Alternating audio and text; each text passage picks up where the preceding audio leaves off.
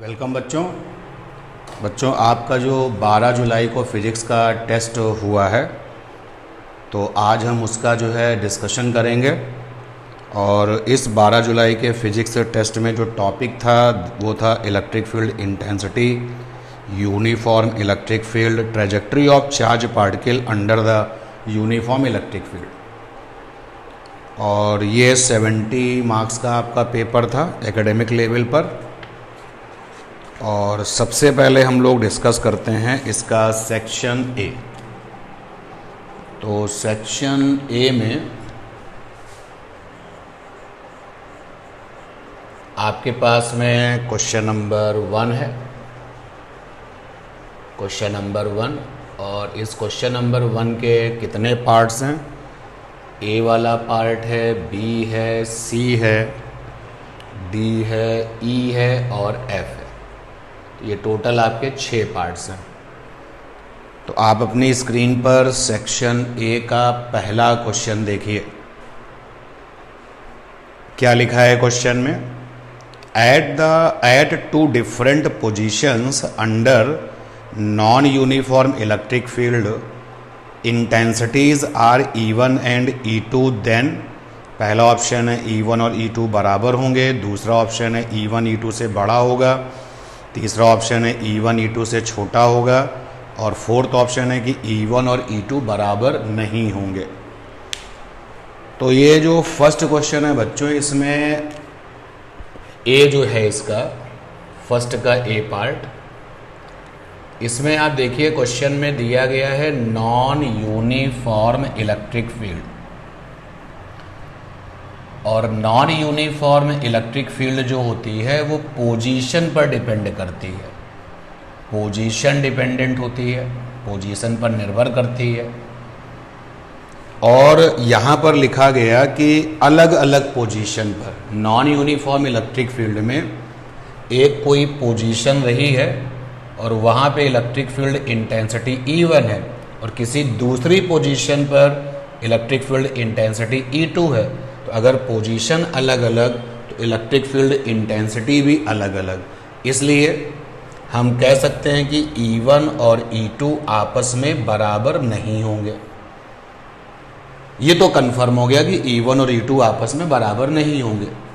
लेकिन बड़ा कौन होगा, छोटा कौन होगा, ये तो फिर हमें पोजीशन देखना पड़ेगा। और वो तो क्वेश्चन में दिया नहीं गया है कि E1 की पोजीशन का हालचाल कैसा है, E2 की पोजीशन का हालचाल कैसा है। केवल ये बताया गया कि E1 और E2 जो हैं अलग अलग पोजीशंस के लिए हैं। और इस वजह से हम कह सकते हैं कि कंफर्मेशन में E1 और E2 बराबर नहीं होंगे, ये श्योर है। और इसलिए बच्चों इस प्रॉब्लम का फोर्थ ऑप्शन होगा। अच्छे से देख लीजिए, समझ लीजिए आप इसको।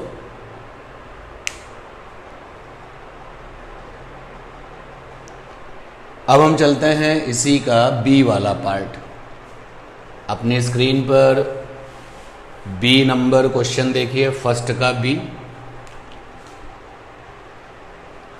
बी अपनी स्क्रीन पर क्वेश्चन देखिए। लिखा है कि एक स्टेशनरी ऑब्जेक्ट है जो प्रोड्यूस करता है electric field energy, then object having. तो उस ऑब्जेक्ट के पास पहला ऑप्शन है ओनली मास, दूसरा ऑप्शन है ओनली चार्ज, तीसरा है बोथ मास एंड चार्ज और फोर्थ ऑप्शन है नन। तो स्टेशनरी चार्ज जो है बच्चों, ये हमें पता है कि इलेक्ट्रिक फील्ड एनर्जी पैदा करता है। तो जब हम ये जानते हैं कि जो स्टेशनरी चार्ज है, तो stationary charge form electric field energy, EFE, E for electric, F for field, E for energy, ये हमें पता है। और चार्ज बिना मास के तो होता ही नहीं है। तो ये भी हम जानते हैं कि charge without mass not possible. जहाँ चार्ज होगा वहाँ पर मास 100% होगा। तो कह रहे हैं कि स्टेशनरी चार्ज के पास में क्या चीज़ है? पहला ऑप्शन है केवल मास है। क्वेश्चन है स्टेशनरी ऑब्जेक्ट, तो जो stationary object electric field energy कर रहा है पैदा, क्वेश्चन में है स्टेशनरी ऑब्जेक्ट, तो जो stationary object electric field energy पैदा कर रहा है, तो ये तो पक्का हो गया कि ऑब्जेक्ट के पास चार्ज तो होगा ही होगा, ये कन्फर्म है, क्योंकि जो चार्जेस होते हैं स्टेशनरी वाले वही इलेक्ट्रिक फील्ड एनर्जी को पैदा करते हैं, और चार्ज बिना मास के होता नहीं है, यानी कि उस ऑब्जेक्ट के पास चार्ज भी होगा और मास भी होगा। इसलिए बच्चों इस प्रॉब्लम का तीसरा ऑप्शन सही है, ऑप्शन 3 इज करेक्ट।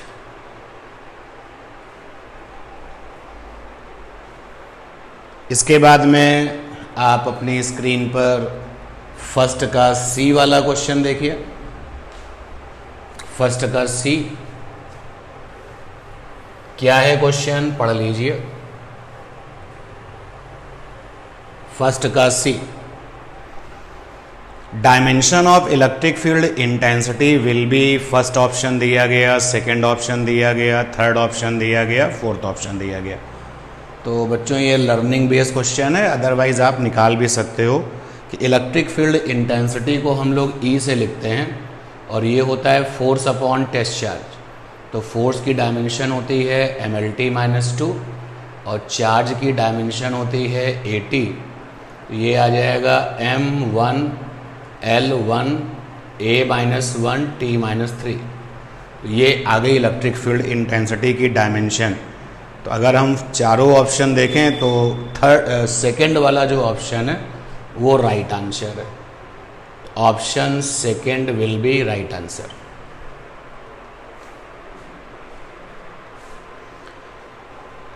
फर्स्ट के डी पार्ट को देखिए अपनी स्क्रीन पर। फर्स्ट का डी पार्ट, फर्स्ट का ए पार्ट डिस्कस हो चुका, बी डिस्कस हो गया, सी डिस्कस हो गया। अब हम डी पर हैं। स्क्रीन पर क्वेश्चन देखिए, 2 point charges mutually interact with each other due to, पहला ऑप्शन है इलेक्ट्रिक फील्ड एनर्जी, दूसरा ऑप्शन है मैग्नेटिक एनर्जी, तीसरा ऑप्शन है both electric and magnetic energy, और gravitational field energy fourth option है। तो पॉइंट चार्जेस आपस में म्यूचुअली इंटरेक्ट कर रहे हैं। तो एक पॉइंट चार्ज ये है और एक पॉइंट चार्ज ये है, और ये लोग आपस में इंटरेक्शन बना रहे हैं, इंटरेक्शन बना रहे हैं आपस में। तो कह रहा है कि इसके पीछे कौन जिम्मेदार है। पहला ऑप्शन है इलेक्ट्रिक फील्ड एनर्जी, दूसरा ऑप्शन है मैग्नेटिक फील्ड एनर्जी, तीसरा ऑप्शन है both electric and magnetic field energy. तो बच्चों आपको पता है कि चार्ज और चार्ज इंटरेक्शन बनाते हैं due to electric field energy, due to electric field energy. Charge और चार्ज जो होते हैं आपस में किस वजह से इंटरेक्शन बनाते हैं, due to electric field energy. अब क्वेश्चन में कुछ कहा नहीं गया है, तो फिर हम इन चार्जेस को अपना इनर्शियल मानेंगे, रेस्ट में मानेंगे, और रेस्ट की सिचुएशन पर हम केवल इलेक्ट्रिक फील्ड एनर्जी पर ही फोकस करेंगे। हम इनको मूविंग नहीं मानेंगे, क्योंकि क्वेश्चन में ऐसा कुछ कहा नहीं गया कि वो मूव कर रहे हैं। क्योंकि अगर चार्ज मूव करने लगेगा तो इलेक्ट्रिक भी होता है, मैग्नेटिक भी होता है, और फिजिक्स आपको परमिशन देता है कि if you have no information about the velocity then you consider the zero velocity, and that is why ये जीरो वेलोसिटी पर हैं, स्टेशनरी हैं, और इनके बीच में जो अगर इंटरेक्शन बनता है तो because of the electric field energy. इसलिए इस प्रॉब्लम का ऑप्शन जो होगा वो फर्स्ट सही होगा।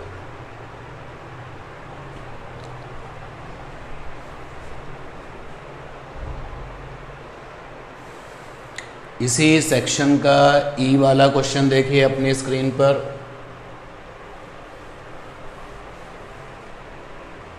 क्वेश्चन ई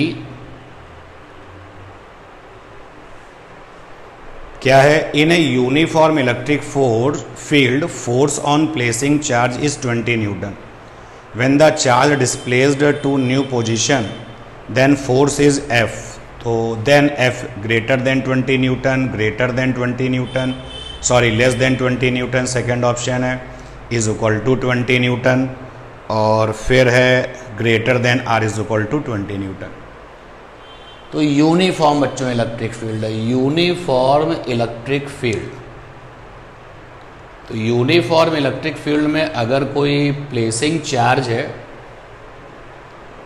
तो प्लेसिंग चार्ज पर जो लगने वाला फोर्स होगा वो होगा TC इंटू ई। टेस्ट चार्ज, जिस पर फोर्स बनता है बच्चों उसको टेस्ट चार्ज कहते हैं। और यूनिफॉर्म इलेक्ट्रिक फील्ड का E not depend upon position, not depend upon position. तो यूनिफॉर्म इलेक्ट्रिक फील्ड की जो E होती है तो E of uniform electric field not depend upon the position. तो जब E पोजीशन पर डिपेंड नहीं करेगा तो जो फोर्स है वो भी नॉट डिपेंड अपॉन पोजीशन होगा, not depend upon position, not depend upon position. तो जिस चार्ज को आपने यूनिफॉर्म इलेक्ट्रिक फील्ड में रखा है क्वेश्चन में, उस पर 20 न्यूटन का फोर्स लग रहा है किसी पोजीशन पर, और फिर जब नई पोजीशन पर वो चला गया, वो चार्ज जब नई पोजीशन पर चला गया तो फोर्स F लग रहा है। तो आप देख सकते हैं इस पूरे डिस्कशन में कि फोर्स तो पोजीशन पर डिपेंड ही नहीं करेगा, क्योंकि फोर्स किससे आएगा, टेस्ट चार्ज से और E से आएगा। E को पोजीशन से मतलब नहीं है, चार्ज आपका वही है जो पहले यहाँ था, वही चार्ज यहाँ पर भी है, तो चार्ज भी सेम रहेगा। इसलिए फोर्स की जो वैल्यू है वो 20 न्यूटन हो जाएगी। और दैट इज़ वाई इसका जो ऑप्शन होगा वो थर्ड होगा, तीसरा ऑप्शन होगा। तो ये हम लोगों ने E वाला क्वेश्चन भी डिस्कस कर लिया। और अब है सेक्शन A के फर्स्ट क्वेश्चन के लास्ट पार्ट को देखिए, F वाला पार्ट देखिए।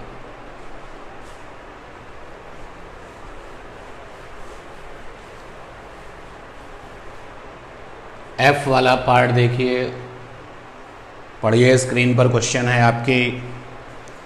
Charge small q is placed under uniform electric field intensity capital E, then after time t velocity v will be given as, और 4 ऑप्शन दिए गए हैं ग्राफिकल वे में और आपको सही का सिलेक्शन करना है।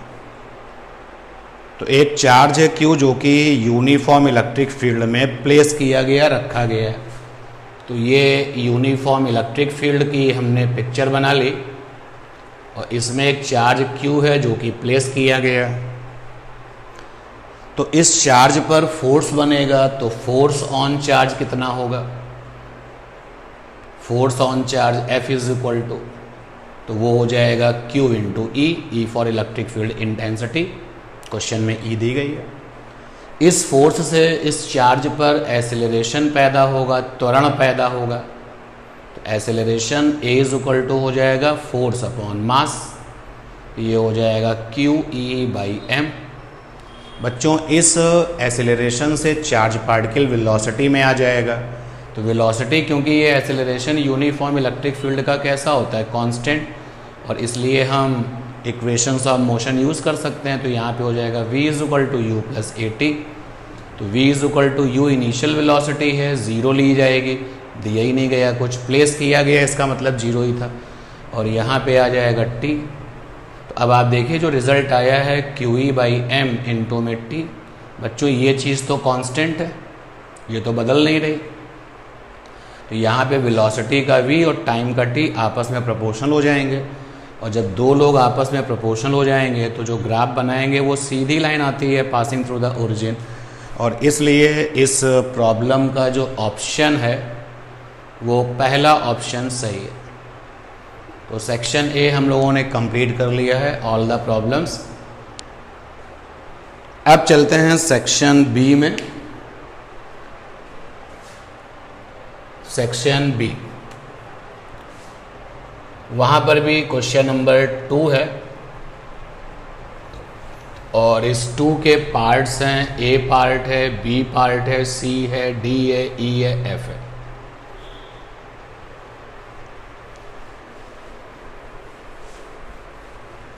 स्क्रीन पर आप क्वेश्चन नंबर 2 का A वाला क्वेश्चन देखिए, क्वेश्चन 2 A पार्ट देखिए। स्क्रीन पर क्या लिखा है कि electric field intensity is equal to question mark when the force on charge 4 coulomb is 100 newton. 100 newton का जो फोर्स है, 100 न्यूटन फोर्स है ऑन चार्ज 4 कूलाम। जिस चार्ज पर ये फोर्स लगा है that is called the test. तो ये बच्चों टेस्ट चार्ज हो गया। और इलेक्ट्रिक फील्ड इंटेंसिटी का जो ओरिजिनल फार्मूला है वो होता है फोर्स अपॉन टीसी। तो बच्चों फोर्स की वैल्यू है 100 और टीसी की वैल्यू है 4। तो ये आपका 25 न्यूटन पर कूलाम आंसर आएगा इसका। अगला क्वेश्चन बी वाला देखिए भाई। बी क्वेश्चन इसी सेकंड का बी स्क्रीन पर देखिए। Find the electric field intensity if charge 10 coulomb applied force 40 Newton over the charge 5 coulomb. देखिए क्लियरली कहा गया है कि 10 coulomb charge applied force 40 Newton over 5 coulomb. अब आप इस लाइन को देखें और इसका मीनिंग समझें। तो बच्चों जिसने फोर्स लगाया है वो ये 10 कूलाम है। तो 10 कूलाम सोर्स चार्ज है और जिसके ऊपर फोर्स लगाया है वो 5 कूलाम है। यहाँ पर ये टेस्ट चार्ज है और इसलिए E बराबर होगा force upon test charge. Force 40 newton है। चार्ज टेस्ट को हम लोगों ने कैच कर लिया है, पहचान लिया है कि वो 5 का है। तो यहाँ से आ जाएगा 8 न्यूटन पर कूलाम। 5 8 या 40। तो ये बी वाला क्वेश्चन भी हो गया।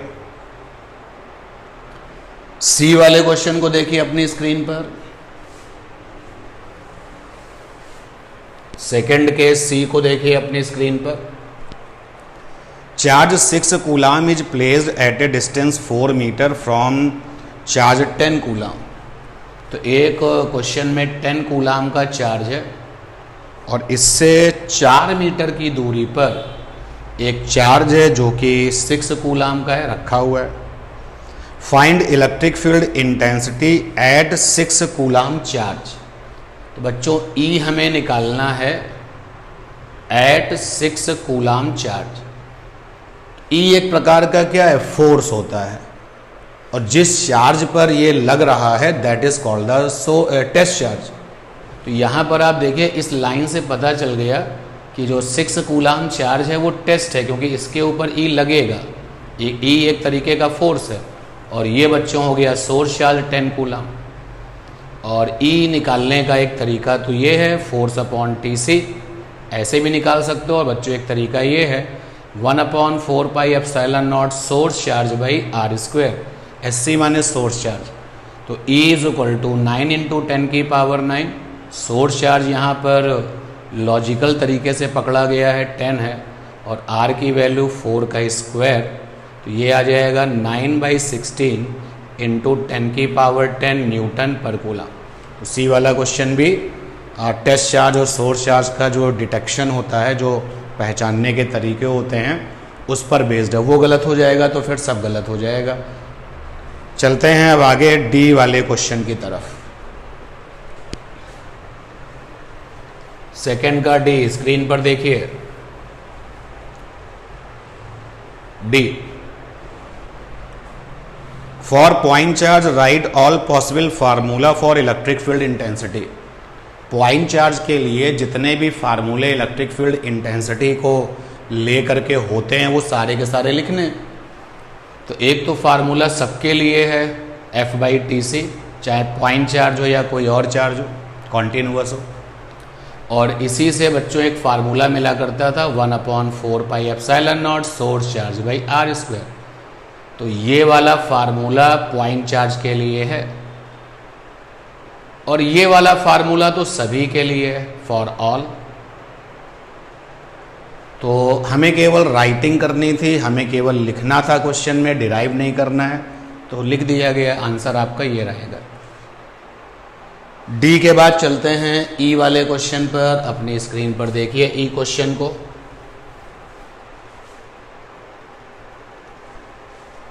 ई क्वेश्चन देखिए क्या है। 2 charges A and B having the electric field lines N1 and N2, N1 and N2 respectively. If charge on A greater than charge on B, then the ratio of N1 and N2.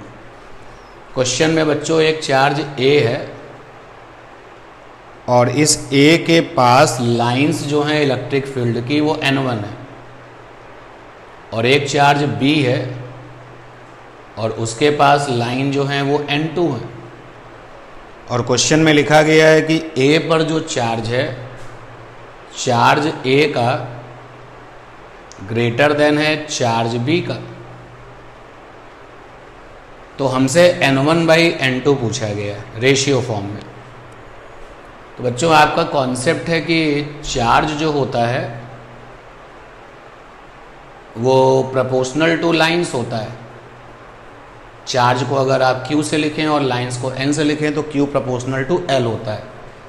तो यहाँ से पता चल गया कि A के पास जो लाइनें होंगी वो B से ज़्यादा होंगी, और A के पास लाइंस कितनी हैं क्वेश्चन में N1 है, और B के पास कितनी है N2 है।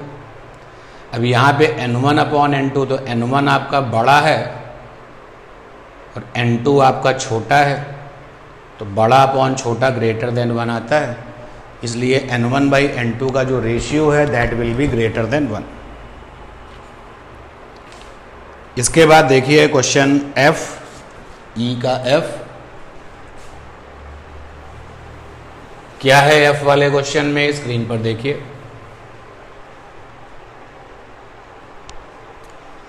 At any point electric field intensity is 3I2J4K, find the magnitude of the electric field intensity. तो इलेक्ट्रिक फील्ड इंटेंसिटी किसी पॉइंट पर है 3I2J4K। तो कह रहा मैग्नीट्यूड बताइए। तो बच्चों ये क्वेश्चन तो आपका बिल्कुल वेक्टर जैसा है। तो मॉड ऑफ E √, I के कॉफिशिएंट का स्क्वायर, J के कॉफिशिएंट का स्क्वायर, K के कॉफिशिएंट का स्क्वायर। तो ये हो जाएगा 4 4 जा 16, 4 और 9, तो ये हो जाएगा √29। तो मैग्नीट्यूड पूछा गया था, आंसर इसका ये होगा। तो सेक्शन बी भी कंप्लीट हो गया। चलते हैं सेक्शन सी में।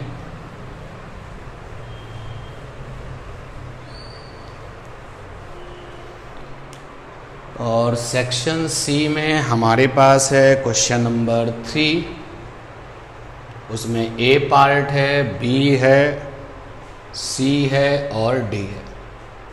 पहले हम क्वेश्चन 3 का ए वाला पार्ट लेते हैं। देखिए स्क्रीन पर ए पार्ट।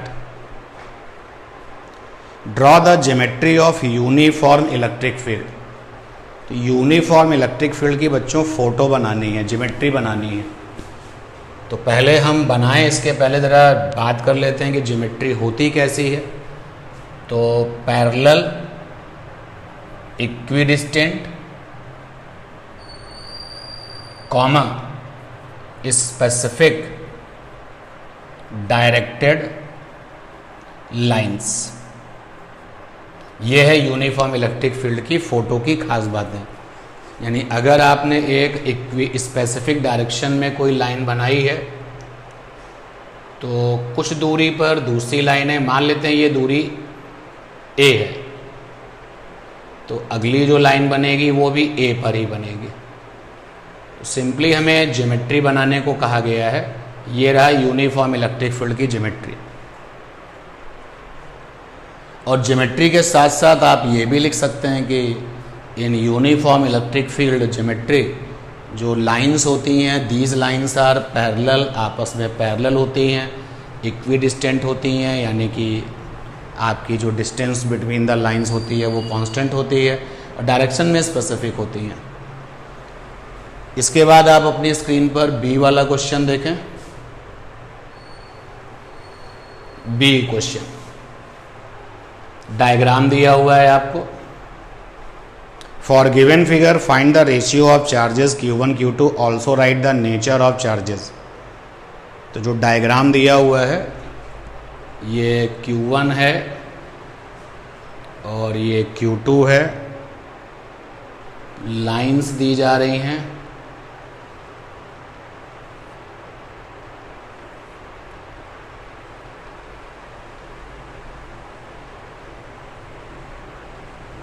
ये लाइंस दी गई हैं।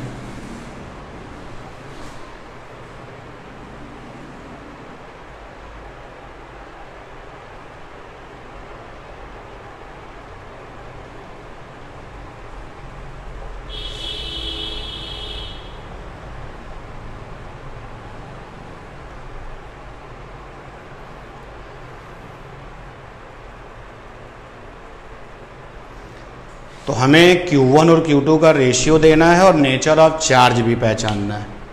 तो अगर लाइनें बाहर की तरफ जा रही हैं, आउटवर्ड जा रही हैं, तो Q1 से देखो बाहर जा रही हैं, Q1 तो पॉजिटिव है, और Q2 के लिए सारी लाइनें टर्मिनेट हो रही हैं, तो Q2 कैसा है, नेगेटिव। तो एक पार्ट तो ये हो गया कि Q1 पॉजिटिव नेचर का है और Q2 नेगेटिव नेचर का है। और एक कॉन्सेप्ट अभी कुछ देर पहले भी क्वेश्चन में हुआ था कि चार्ज जो है वो लाइन के नंबर ऑफ लाइंस का प्रपोर्शन होता है, charge value proportional to number of lines. तो यहाँ से Q1/Q2 हो जाएगा N1/N2। अब आप लाइंस का नंबर गिनिए, चलो यहाँ से गिनते हैं। पहली लाइन, दूसरी लाइन, तीसरी लाइन, चौथी लाइन, पाँचवीं line, 6 number line, 7 number line, 8 number line, 9 number line. तो Q1 के पास में टोटल 9 लाइनें हैं। एक बार और गिन लेते हैं, पहली, दूसरी, तीसरी, 4th number, 5th number, 6th number, 7th number, 8th number and 9 number. तो Q1 के पास में टोटल 9 लाइन्स हैं। Q2 के पास कितनी लाइनें हैं, गिनते हैं। 1 2 3 4 5 6 7 8 9 और 10। तो Q2 के पास टोटल लाइनें कितनी हैं, 10। तो 9/10। तो ये रेशियो ऑफ चार्ज आ जाएगा 9/10। कंप्लीट हुआ आपका ये क्वेश्चन।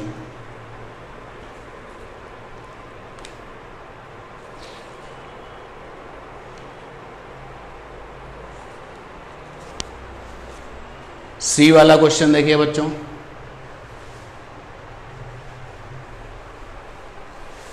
स्क्रीन पर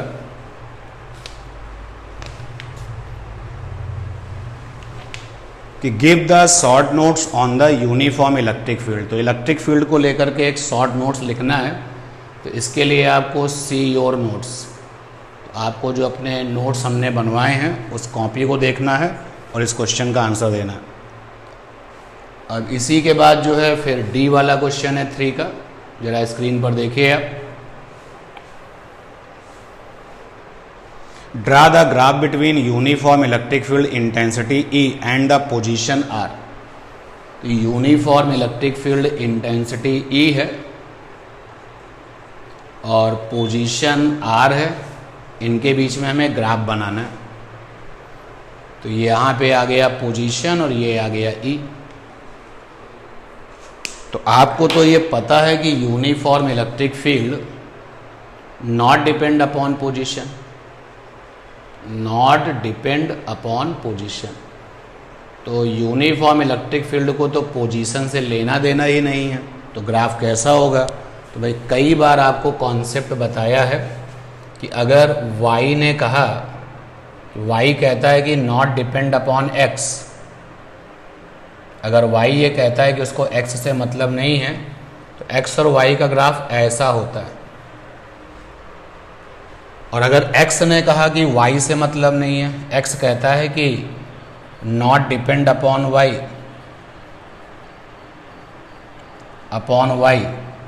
तो ग्राफ ऐसा होगा।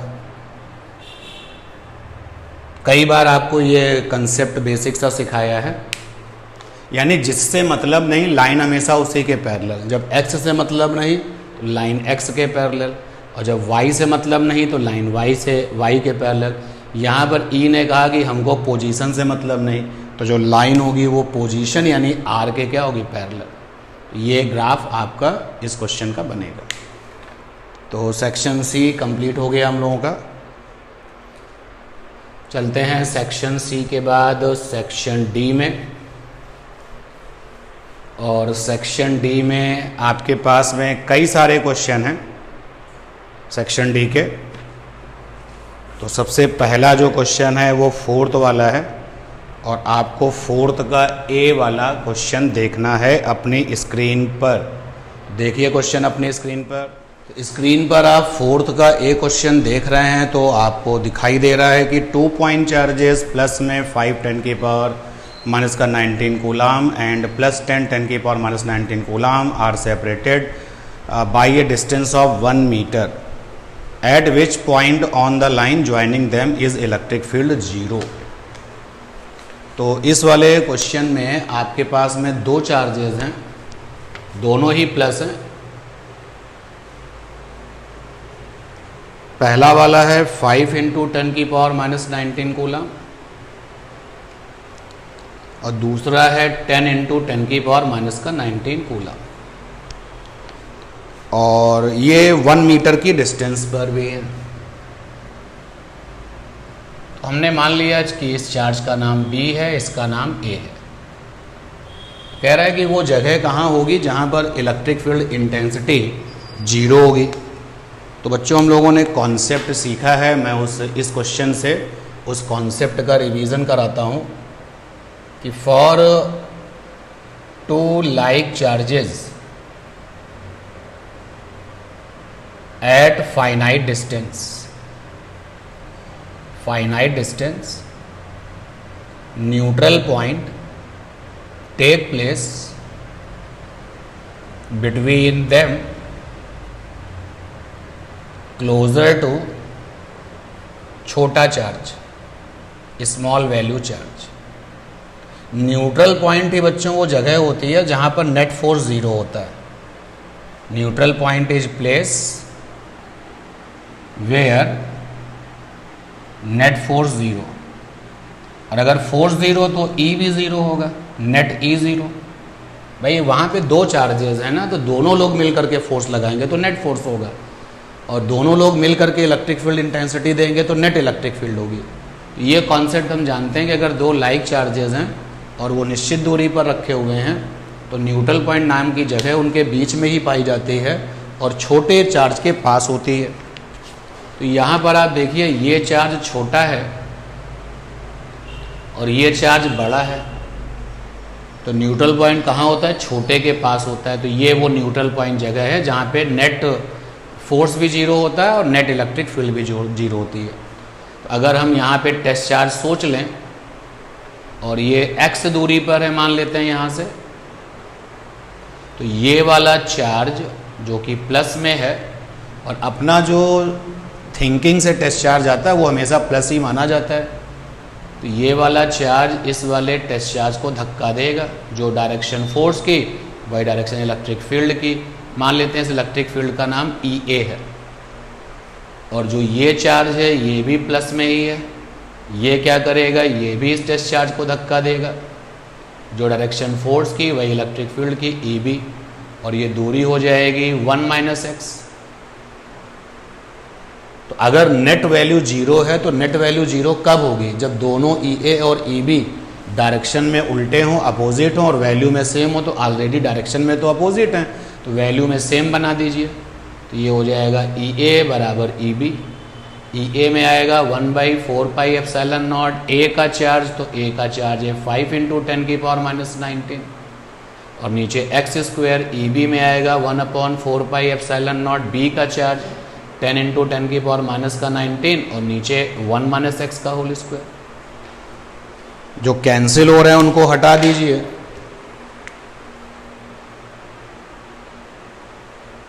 तो ये आ जाएगा 1 - x का होल स्क्वायर बराबर 2x²। सॉल्व करेंगे जब 5 × 2 = 10। दोनों तरफ का स्क्वायर रूट ले लीजिए, स्क्वायर रूट ले लिया, ये आ जाएगा 1 - x बराबर √2x। यहाँ से 1 = √2x प्लस का x, 1 = x √2 + 1। x की वैल्यू आ गई 1/√2 + 1 मीटर। तो ये हमने वो जगह निकाली है जो फ्रॉम द A है, और B से कितनी दूरी हो जाएगी? तो आंसर यहाँ पे अब दे दिया जाए तो from A position of neutral point वो हमने x मानी थी और ये आ चुकी है इतनी, और फ्रॉम B चार्ज अगर देखा जाए तो पोजीशन हो जाएगी 1 - x तो 1 माइनस एक्स की वैल्यू है √2 + 1, तो ये आ जाएगा √2 अपॉन √2 + 1 सॉल्व करने पर, ये आंसर हो गया। बच्चों जब दो से ज़्यादा या दो या दो से ज़्यादा चार्जेस होते हैं और कहीं पर वो ये पूछते हैं कि बताओ इलेक्ट्रिक फील्ड वैल्यू इंटेंसिटी कहाँ जीरो होगी, तो टोटल की बात हो रही है। और जब दो या दो से ज़्यादा चार्ज कहीं पर जीरो इलेक्ट्रिक फील्ड पैदा करते हैं या जीरो फोर्स पैदा करते हैं, उस जगह को बोलते हैं न्यूट्रल पॉइंट। तो सिंपल कॉन्सेप्ट पर बेस्ड ये क्वेश्चन था। फोर्थ का बी वाला क्वेश्चन देखिए अपने स्क्रीन पर।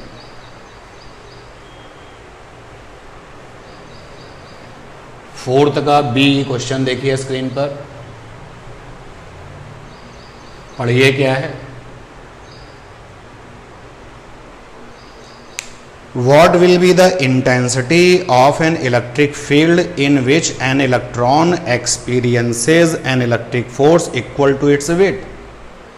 कह रहा है कि एक कोई इलेक्ट्रिक फील्ड है तो उस इलेक्ट्रिक फील्ड की इंटेंसिटी क्या रही होगी जहाँ पर एक इलेक्ट्रॉन ने इलेक्ट्रिक फोर्स जो फील किया है वो उसके खुद के वेट के बराबर है। और फिर लिखा है कि what in case of proton. तो मान लेते हैं कि इलेक्ट्रिक फील्ड E है, E इलेक्ट्रिक फील्ड इंटेंसिटी है, इलेक्ट्रिक फील्ड इंटेंसिटी। और यहाँ पर जब इलेक्ट्रॉन आएगा तो इलेक्ट्रॉन पर इलेक्ट्रिक फोर्स कितना होगा, इलेक्ट्रिक फोर्स बराबर हो जाएगा टेस्ट चार्ज इंटू E। जो फोर्स फील करता है वो टेस्ट चार्ज कहलाता है। यहाँ पे टेस्ट चार्ज इलेक्ट्रॉन है, तो इलेक्ट्रॉन का चार्ज होता है 1.6 × 10⁻⁹ इंटू में E। अब क्वेश्चन ने कहा है कि ये जो इलेक्ट्रिक फोर्स है वो इसके खुद के वेट के बराबर है। तो इलेक्ट्रिक फोर्स बराबर हो गया W, W माने वेट, वेट किसका, इलेक्ट्रॉन का, इंटू E। और वेट बराबर क्या हो जाएगा, mg, 1.6 × 10⁻⁻⁹ इंटू E। m बच्चों इलेक्ट्रॉन का 9.1 10⁻⁻31। और g की वैल्यू क्वेश्चन ने कुछ कहा है नहीं कहा है तो हम 10 ले लेते हैं, तो 1.6 × 10⁻⁹ E। तो बच्चों यहाँ से आपका E निकल आएगा, E निकल जाएगा इलेक्ट्रॉन के केस में। फिर क्वेश्चन के अगले हिस्से में कहा गया कि अगर ये सारा का सारा काम प्रोटॉन को दिया जाए तो लीजिए यहीं पे रिप्लेस कर दीजिए। अगर उसी इलेक्ट्रिक फील्ड में प्रोटॉन चला जाए, प्रोटॉन, तो आपका कॉन्सेप्ट फिर एक बार यही होगा। और प्रोटॉन पर भी चार्ज इतना ही होता है, ये तो बदलेगा नहीं। अब प्रोटॉन पर भी लगने वाला जो इलेक्ट्रिक फोर्स है वो प्रोटॉन के वेट के बराबर है, तो W माने वेट, mg। अब यहाँ पर जो है m फॉर प्रोटॉन का मास, तो प्रोटॉन का मास कितना होता है 1.67 10⁻⁻27 किलोग्राम इंटू में 10। तो यहाँ से आप जो E निकालोगे वो प्रोटॉन के करस्पॉन्डिंग आ जाएगा। तो क्वेश्चन के दो पार्ट्स थे, एक में इलेक्ट्रॉन डील कर रहा था, दूसरे में प्रोटॉन चल रहा था। देखिए अपनी स्क्रीन पर तीसरा क्वेश्चन इसी सेक्शन का, फोर्थ वाले क्वेश्चन में C वाला पार्ट अपनी स्क्रीन पर देखिए।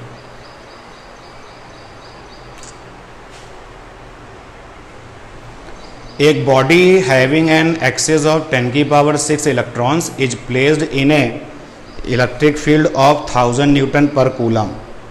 एक बॉडी है जिसके पास में 10⁶ इलेक्ट्रॉन्स हैं और इसको इस इलेक्ट्रिक फील्ड में रख दिया गया है टूवर्ड्स द ईस्ट। जो इलेक्ट्रिक फील्ड है वो ईस्ट की तरफ है। Find out the magnitude and direction of the force acting on the body. तो क्वेश्चन में बच्चों इलेक्ट्रिक फील्ड है जो ईस्ट की तरफ है, ये होती है ईस्ट आपके लिए। और इस ईस्ट की डायरेक्शन में काम करने वाला इलेक्ट्रिक फील्ड इंटेंसिटी है 1000 न्यूटन पर कूलम। यहाँ पर कोई बॉडी है और इस बॉडी में 10⁶ एक्सेस इलेक्ट्रॉन्स हैं, यानी कि इलेक्ट्रॉनों की अधिकता है।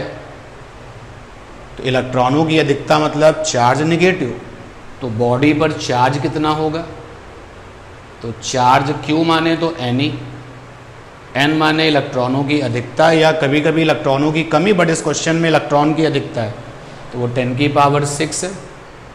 e माने जो आपका एलिमेंट्री चार्ज होता है, तो सबसे छोटी चार्ज की वैल्यू होती है, that is called the elementary charge, fundamental value of charge, तो वो हो गई माइनस का 19। तो यहाँ पर आ गया 1.6 इंटू 10 की पावर माइनस का 13 कूलम सॉल्व करने पर। अब सोचो कि अगर ये चार्ज इस इलेक्ट्रिक फील्ड में जाएगा तो ये चार्ज 1.6 इंटू 10 की पावर नेगेटिव 13 कूलम का नेगेटिव चार्ज है बच्चों ये, और ये इलेक्ट्रिक फील्ड में आ गया है। तो जो नेगेटिव चार्जेस होते हैं उन पर लगने वाला जो फोर्स होता है वो इलेक्ट्रिक फील्ड की डायरेक्शन का जस्ट उल्टा होता है, रिवर्स होता है, यानी जो फोर्स लगेगा वो इधर लगेगा। अच्छा, ईस्ट का उल्टा क्या होता है? वेस्ट, यानी जो फोर्स होगा वो इन वेस्ट होगा। एक तो क्वेश्चन यही आ गया डायरेक्शन पे, तो एक आंसर तो ये आ गया, वेस्ट की डायरेक्शन में फोर्स होगा। और कितना फोर्स होगा? तो F बराबर होता है TC इंटू ई। कितना चार्ज आपने रखा है? 1.6 इंटू माइनस का 13। ई बच्चों कितना है? 1000। तो ये आ जाएगा 1.6 इंटू 10 की पावर माइनस का 10 न्यूटन। ये इस क्वेश्चन का आंसर होगा, सी का।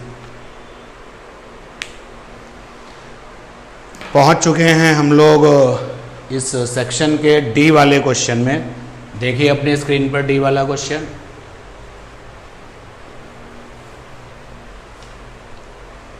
डी क्वेश्चन देखिए, पढ़िए उसको, समझिए।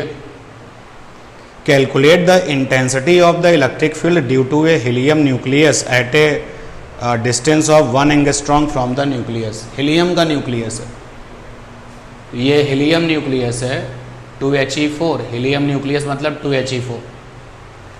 इस हीलियम न्यूक्लियस से 1 एंगस्ट्रॉम की दूरी पर इलेक्ट्रिक फील्ड इंटेंसिटी पूछ रहा है। तो 1 एंगस्ट्रॉम की दूरी पर, ये 1 एंगस्ट्रॉम की दूरी पर है, यहाँ पर E पूछ रहा है। तो बच्चों हीलियम न्यूक्लियस पर कितना चार्ज होगा? हीलियम जो न्यूक्लियस होता है उस पर कितना चार्ज होता है?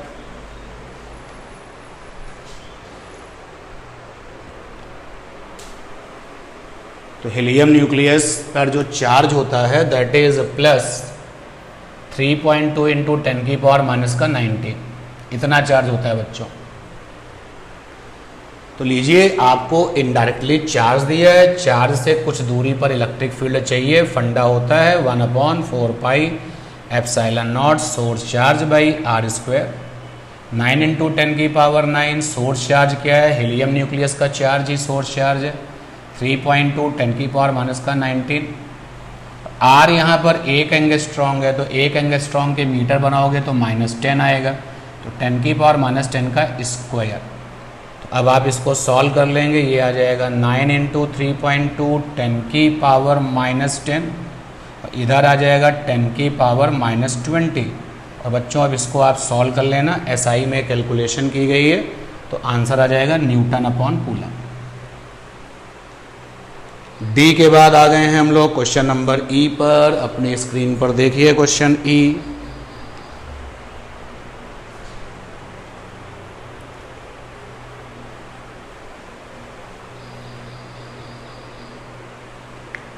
फोर्थ का E. The intensity of electric field at a distance 1 metre from the point charge is 45 newton per coulomb. Find the magnitude of the charge. Formula based question है। किसी चार्ज से कुछ दूरी पर E का फार्मूला होता है 1/4 pi epsilon naught source charge by are square. Question में E दिया गया है और E दिया गया है 45 न्यूटन पर कूलम। SI में 1/4 पाई एप्सिलॉन नॉट की वैल्यू 9 इंटू 10 की पावर 9, और ये सोर्स चार्ज है और दूरी कितनी है बच्चों? 1 मीटर की है, 1 स्क्वायर। तो यहाँ पे अगर सोर्स चार्ज आप Q मान लें, वैल्यू में Q ले लें, तो Q निकल जाएगा। कितना आ जाएगा? 5 इंटू 10 की पावर माइनस का 9 कूलम। तो हल्का क्वेश्चन था फोर्थ का ई। इसी सेक्शन में अब हम हैं क्वेश्चन नंबर 5 पर, और 5 में हैं अपने पास ए बी सी डी और ई। 5 में भी इतने ही पार्ट हैं, तो आप अपनी स्क्रीन पर 5 का ए वाला क्वेश्चन देखिए। 5 का ए, derive an expression for the intensity of electric field at a point distance r from the charge q।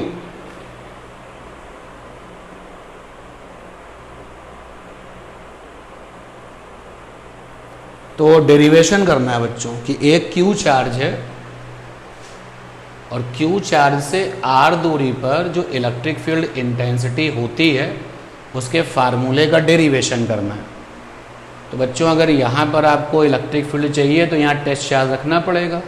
तो ये वाला चार्ज और टेस्ट चार्ज के बीच में फोर्स कितना होगा?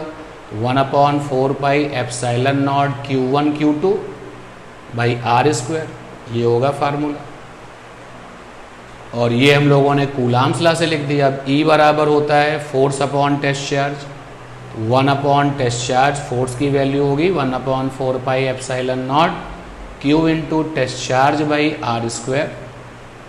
तो आप देखिए जो कैंसिल हो रहे हैं उनको कैंसिल कर दीजिएगा। तो टेस्ट चार्ज कैंसिल हो गया, तो E बराबर आ गया 1/4 pi epsilon naught Q by r²। ये वो रिजल्ट है, ये वो आंसर है इस क्वेश्चन का जो उसने पूछा है। अपने स्क्रीन पर बी वाला क्वेश्चन देखिए, 5th का बी।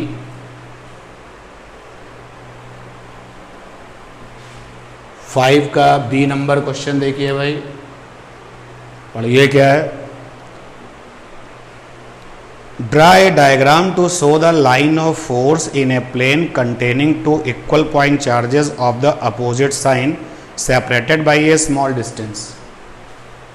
2 चार्जेस हैं, इक्वल वैल्यू के हैं और एक स्मॉल डिस्टेंस से उनके बीच में सेपरेशन है। लाइन ऑफ फोर्स का मतलब होता है electric field lines. Line of force का मतलब होता है इलेक्ट्रिक फील्ड लाइंस का आपको ज्योमेट्री बनाना है।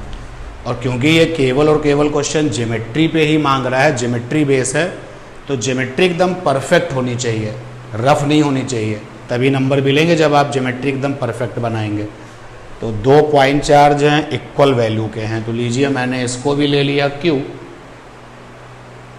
और इसको भी ले लिया Q, इक्वल वैल्यू के हैं। जब सिस्टम ऑफ चार्जेस होते हैं तो electric field lines curve nature हो जाती हैं, कर्व हो जाती हैं, वक्राकार हो जाती हैं according to the nature of force. अब जैसे इस वाले प्लस की जो इलेक्ट्रिक फील्ड एनर्जी है वो इस वाले नेगेटिव को अट्रैक्ट करेगी और इसकी जो इलेक्ट्रिक फील्ड एनर्जी है उसको भी अट्रैक्ट करेगी। तो ये अट्रैक्शन वाली फीलिंग से मोटिवेट होकर के आप डायग्राम बनाएंगे। रिपीट कर दूं मैं इस बात को, क्योंकि इस क्वेश्चन में डायग्राम मांग रहा है, तो डायग्राम बिल्कुल परफेक्ट होना चाहिए तब नंबर मिलेंगे। तो इलेक्ट्रिक फील्ड लाइंस एक दूसरे की तरफ झुकती हुई दिखाई देंगी, ऐसा फीलिंग आएगा कि इनके बीच में अट्रैक्शन है। अब देखिए एक प्रॉब्लम यहाँ पर क्या हो सकती है, क्योंकि दोनों चार्जेस बराबर वैल्यू के हैं और जब दोनों चार्जेस बराबर वैल्यू के हैं तो जो नंबर ऑफ लाइंस है वो भी सेम होनी चाहिए। ये भी गलत कर दोगे तो नंबर नहीं मिलेंगे। तो ये क्वेश्चन आपको देखने में बहुत आसान लग रहा है, लेकिन रियली में जब आप इसको करोगे तो छोटी छोटी चीज़ों का ध्यान दोगे। अगर मैं यहाँ पे लाइनें गिनूँ तो 1 2 3 4 5 6 7 8 9 और यहाँ पर गिनूँ 1 2 3 4 5 6 7 8 9, तभी नंबर मिल पाएंगे जब इन सब चीज़ों का ध्यान रखोगे। 5 का बी क्वेश्चन हो गया। सिस्टमैटिक डायग्राम बनाना है आपको। स्क्रीन पर देखिए इसी क्वेश्चन में सी वाला पार्ट, 5th का सी।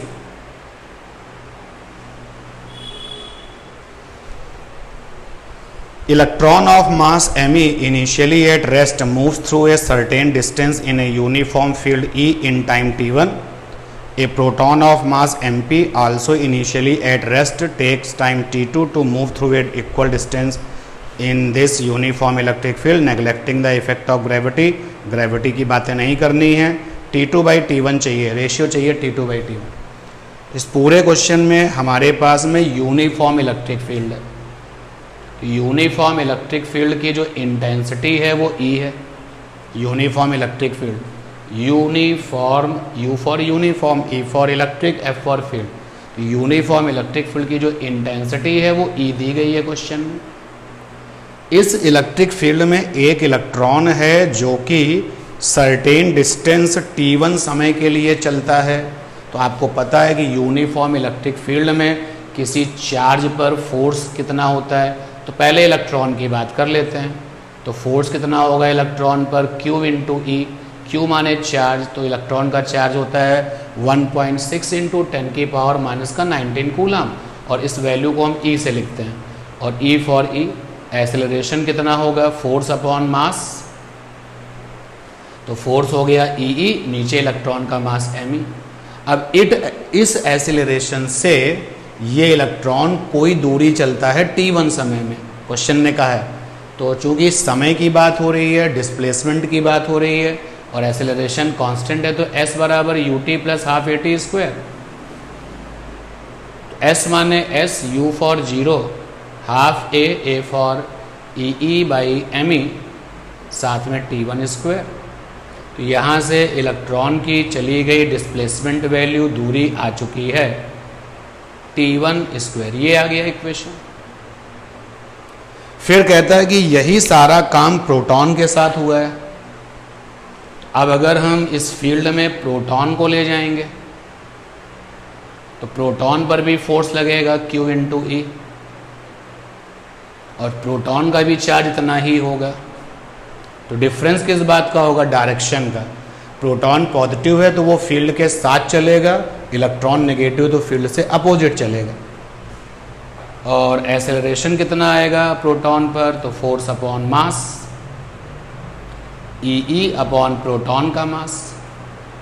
अब उतनी ही दूरी प्रोटॉन ने भी चली है, लेकिन T2 समय में फिर से फंडा लगाया, S बराबर ut plus half at square.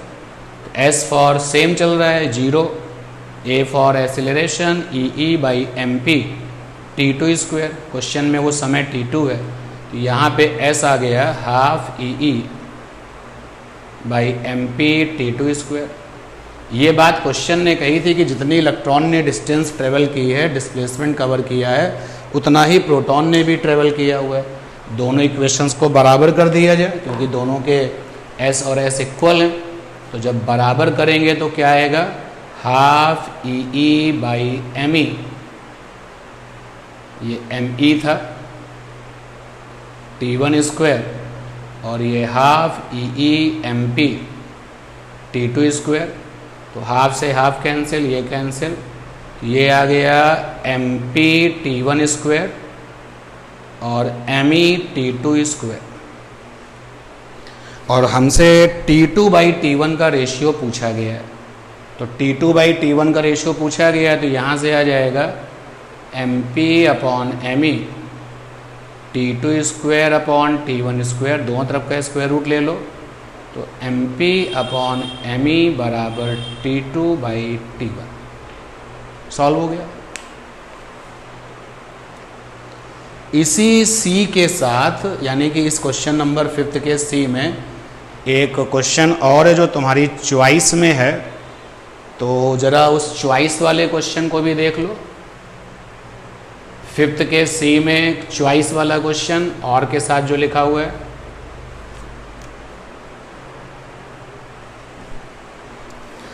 A proton and electron are free in an electric field which one will have greater acceleration and Y.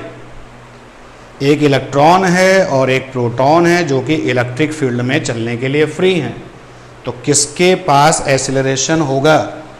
और ये देखिए क्वेश्चन में जो इलेक्ट्रिक फील्ड है बच्चों, वो यूनिफॉर्म दी गई है, तो वो यूनिफॉर्म इलेक्ट्रिक फील्ड में चले जा रहे हैं,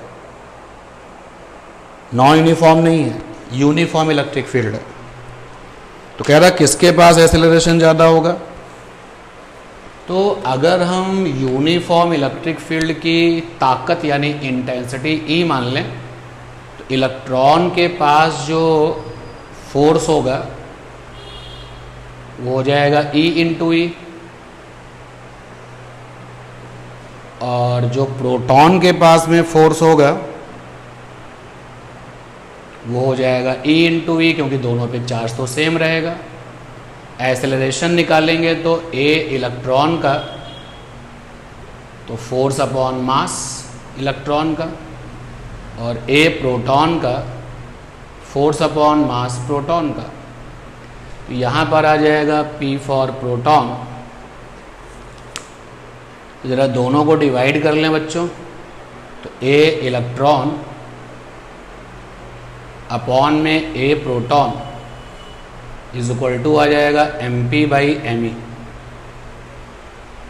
अब आप देखिए प्रोटॉन का मास ज़्यादा होता है इलेक्ट्रॉन से, ये छोटा है यानी ग्रेटर देन 1।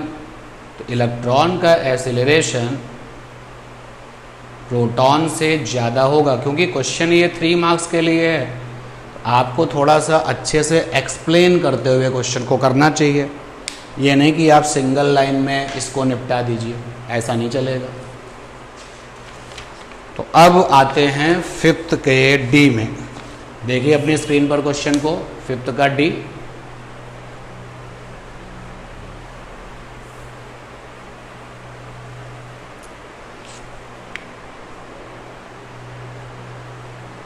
फिफ्थ का D, 2 positive charges of 1 coulomb are kept at a distance of 1 meter from each other.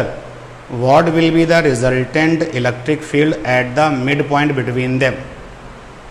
2 positive charge हैं, 1 कूलाम के हैं, तो ये रहा पॉजिटिव चार्ज 1 कूलाम का, ये रहा दूसरा पॉजिटिव चार्ज 1 कूलाम का, kept at a distance of 1 metre, तो 1 मीटर की दूरी है। मिड पॉइंट पर इलेक्ट्रिक फील्ड इंटेंसिटी पूछी गई है। ये रहा मिडिल पॉइंट, ये 0.5 मीटर की दूरी पर होगा इधर से, और 0.5 मीटर की दूरी पर इधर से होगा। अगर मैं इस वाले चार्ज को A नाम दे दूं, इसको B नाम दे दूं, तो यहाँ पर बच्चों इलेक्ट्रिक फील्ड निकालनी है, टेस्ट चार्ज खर्च करना पड़ेगा। तो अपनी मर्जी से चुना हुआ टेस्ट चार्ज हमेशा पॉजिटिव होता है, तो ये direction of force, direction of electric field, और ये भी डायरेक्शन ऑफ फोर्स। और आप देखिए EA और EB की वैल्यू सेम आ रही है। कितनी आ रही है? 1/4πε0 सोर्स चार्ज और बाई दूरी का स्क्वायर। इसलिए जो नेट फील्ड होगी मिडिल पॉइंट पर E नेट, वो हो जाएगा EA डिफरेंस EB, चूँकि दोनों वैल्यू में बराबर, इसलिए 0 वैल्यू इसकी आएगी। अब इसी में आप जो है E वाला क्वेश्चन देखिए, स्क्रीन पर 5th का E नंबर क्वेश्चन देख लीजिए, सपोर्टिंग डायग्राम के साथ है question E। Calculate the intensity of electric field at a point P due to the charges 5 microcoulomb and minus का 3.6 microcoulomb in the given diagram. Diagram आपको दिया हुआ है, ये डायग्राम आपको दिया गया है।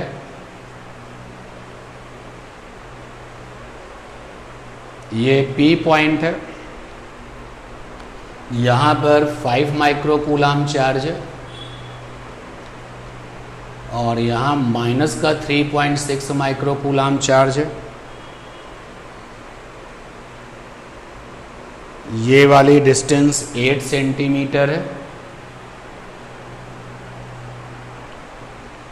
और ये वाली डिस्टेंस 6 सेंटीमीटर है। और P वाले पॉइंट पर इलेक्ट्रिक फील्ड इंटेंसिटी चाहिए, तो निकालते हैं P पर electric field intensity. Electric field intensity बच्चों ऐसे तो है नहीं कि आपने सोचा और डेवलप हो गई, टेस्ट चार्ज खर्च करना पड़ता है। तो एक हमने टेस्ट चार्ज यहाँ पे सोच लिया कि ये टेस्ट चार्ज रखा हुआ है, अपनी मर्जी से चुना हुआ टेस्ट चार्ज हमेशा कैसा होता है, पॉजिटिव होता है, ये आप जानते हैं। तो इस वाले चार्ज से प्लस वाले 5 माइक्रोकूलम से P पर जो फील्ड पैदा होगी, मान लिया कि वो, इसको अगर हम लोग इस चार्ज को नाम दे दें M और इसको नाम दे देते हैं N, तो इलेक्ट्रिक फील्ड होगी EM। अब वो कैसे निकलेगी, तो 1/4 पाई एप्सिलॉन नॉट, और M का चार्ज है 5 10⁻⁻⁶, और दूरी कितनी होगी बच्चों ये वाली, तो पाइथागोरस थ्योरम से निकालोगे तो ये आएगी सेंटीमीटर में 10, तो मीटर में ये आ जाएगी।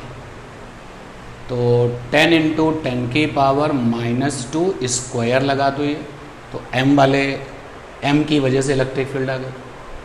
और जो N वाला चार्ज है वो माइनस में है, तो वो तो टेस्ट चार्ज को ऐसे खींचेगा अपनी ओर, जो फोर्स की डायरेक्शन वही आपके फील्ड की डायरेक्शन। तो मान लेते हैं कि ये इलेक्ट्रिक फील्ड EN है।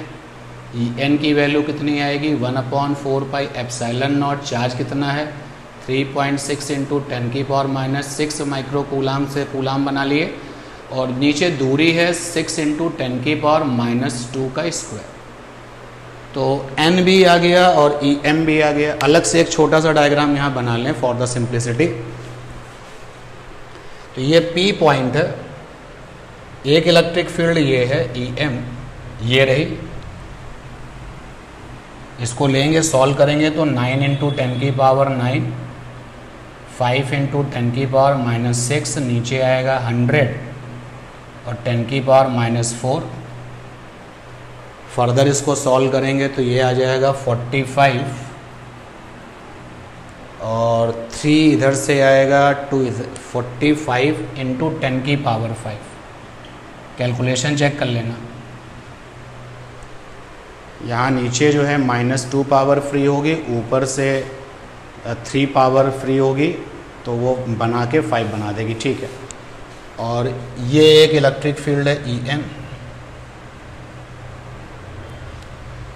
और ये कितनी वैल्यू है इसकी, ये रही, सॉल्व कर लिया जाए तो ये आ जाएगा 9 × 10⁹, 3.6 10⁻⁻⁶, अपॉन 36 × 10⁻⁻⁴। और जब आप इसको सॉल्व करेंगे तो ऊपर 3 आएगा, तो ये देखिए सॉल्व करने पर कितना आएगा, 9 × 3.6 × 10⁻3, नीचे ये 36 10⁻⁻⁴, नीचे रह जाएगा 10⁻⁻3, और ऊपर जाएंगे तो ये आ जाएगा 90 × 10⁵ सॉल्व करने पर पूरा, ये आ जाएगा 9090 और 10⁵ न्यूटन पर कूलम। अब हमको तो टोटल फील्ड चाहिए, तो टोटल फील्ड इन दोनों का रिजल्टेंट होगा। अब इन दोनों का रिजल्टेंट कैसे निकलेगा, अगर हमें इनके बीच का एंगल पता हो जाए तो √a² + b² + 2ab cos θ ऐसे निकाल सकते हैं, बट यहाँ तो एंगल दिया ही नहीं गया। तो अगर आप इस वाले एंगल को कुछ मान लें, सपोज कर लो अल्फा मान लिया, तो ये वाला एंगल कितना हो जाएगा 180 - अल्फा। अब आप अपना जो है अल्फ़ा निकालने के लिए हम जो है ट्रिग्नोमेट्री ले लेंगे हेल्प। जैसे अगर हमने इसको अल्फ़ा मान लिया है तो साइन अल्फ़ा बराबर कितना होगा, तो सामने है 8 × 10⁻⁻², और हाइपोटेनस में है 10 × 10⁻⁻², साइन अल्फ़ा निकल गया।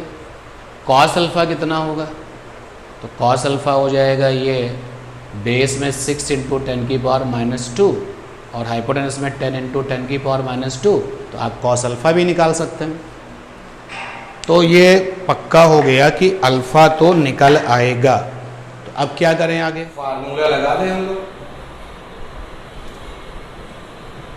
फार्मूला दो वेक्टर का टोटल निकालने का जो तरीका है उस पर लगा सकते हैं।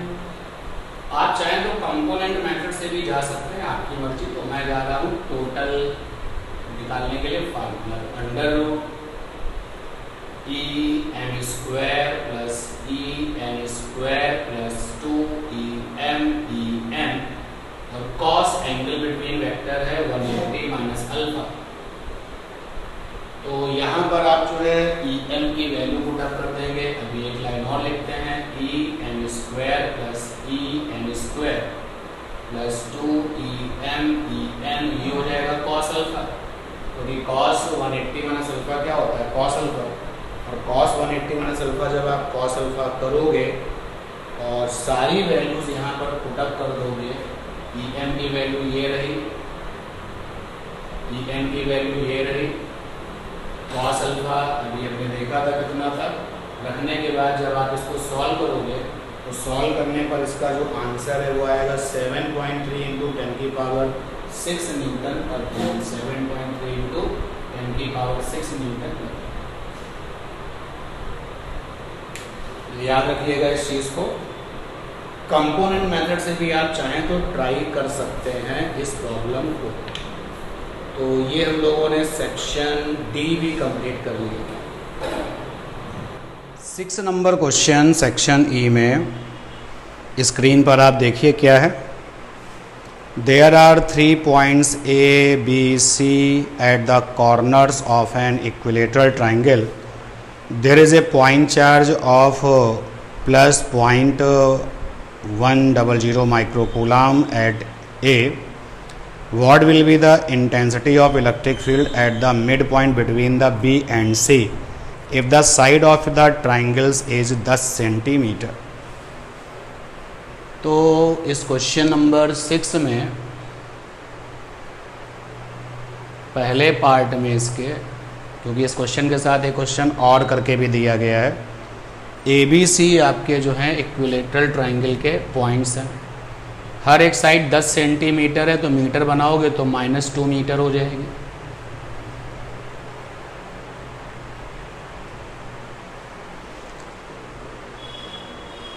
ए पर पॉइंट चार्ज है प्लस 0.1 माइक्रोकूलम। तो ए पर जो चार्ज है प्लस 0.100 माइक्रोकूलम, मतलब 0.1 इंटू 10 की पावर -6 कूलम। मान लेते हैं इस चार्ज की वैल्यू क्यू से लिख दी मैंने, क्यू मान के इसको रिप्रेजेंट कर दिया। तो इलेक्ट्रिक फील्ड इंटेंसिटी चाहिए मिड पॉइंट बी और सी का। तो बी और सी का मिड पॉइंट ये रहा, ये मान लेते हैं डी मिड पॉइंट है। तो डी पॉइंट पर इलेक्ट्रिक फील्ड इंटेंसिटी क्या होगी?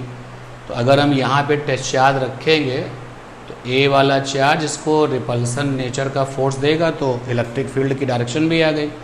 तो E इज इक्वल टू हो जाएगा 1/4πε0 source charge by are square. तो आर यहाँ पर होगा एडी स्क्वायर। अब एडी कैसे निकलेगा? तो बच्चों ये इक्विलेटरल ट्राइंगल है, तो ये 60 हो गया, लगा दीजिए साइन 60। तो साइन 60 इज इक्वल टू हो जाएगा AD अपॉन में AB।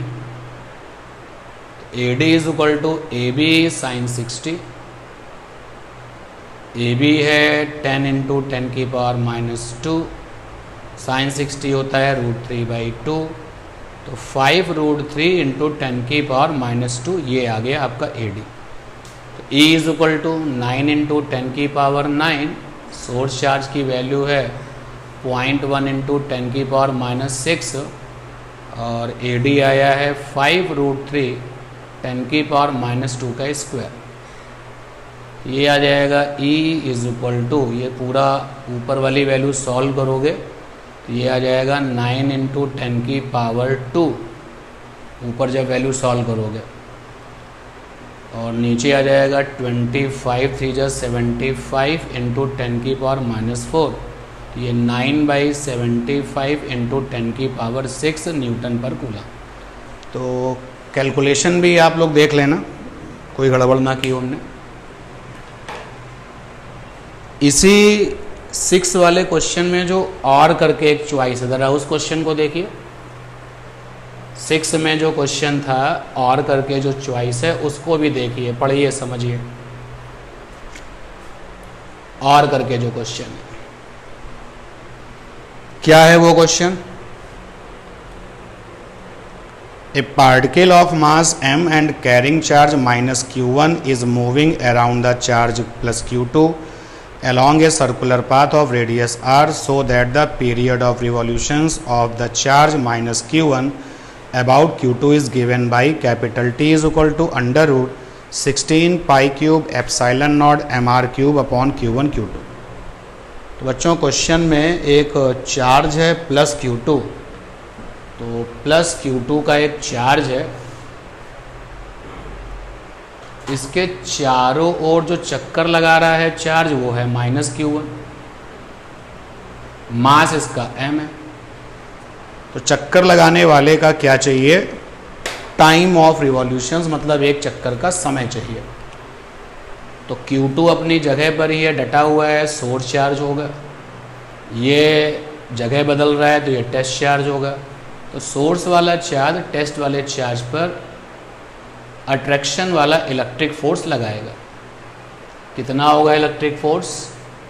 1/4 pi epsilon naught q1 q2 by are square. इसकी जो रेडियस है वो r दी गई है।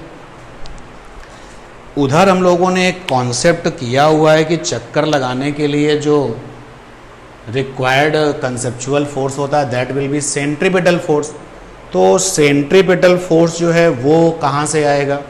तो देख सकते हो आप कि सेंटर की तरफ जो फोर्स डायरेक्टेड होता है वही सेंट्रीपिटल है। ये इलेक्ट्रिक फोर्स ही सेंट्रीपिटल बन गया है, यानी कि centripetal force is equal to हो गया इलेक्ट्रिक फोर्स। अब सेंट्रीपिटल फोर्स तो आप निकालते हैं कई तरीके से, एक तो mv स्क्वायर बाई आर होता है, एक होता है mr omega square.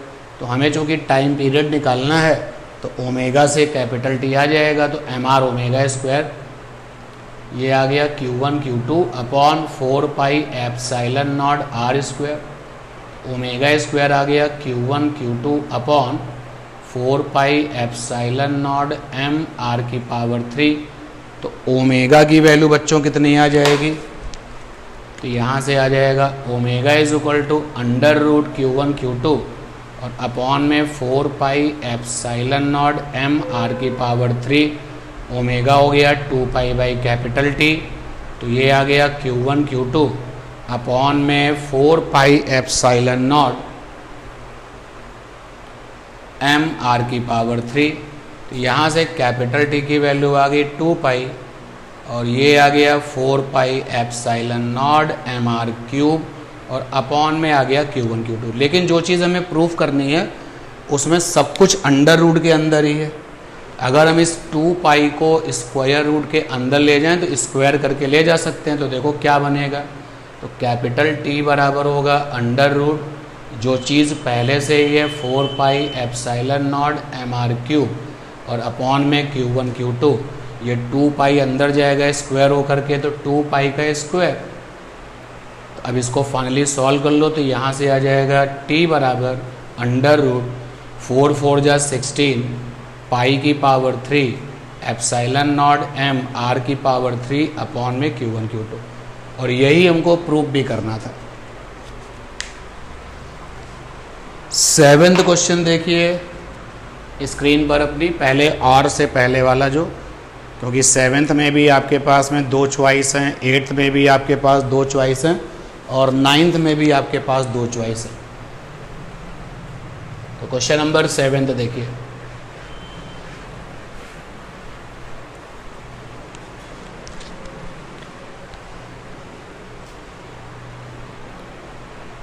ABC is an equilateral triangle of side 10 meter and D is the midpoint of BC। तो ABC एक इक्विलेटरल ट्राइंगल है क्वेश्चन में। स्क्रीन पर आप क्वेश्चन देखिए, पूरा पढ़ लीजिए। ABC is an equilateral triangle of side 10 meter and D is the midpoint of BC। Charges 100 plus 100 minus 100 plus 75 microcoulomb are placed at BC D respectively। Find force on 1 microcoulomb placed at A। तो ये रहा ABC।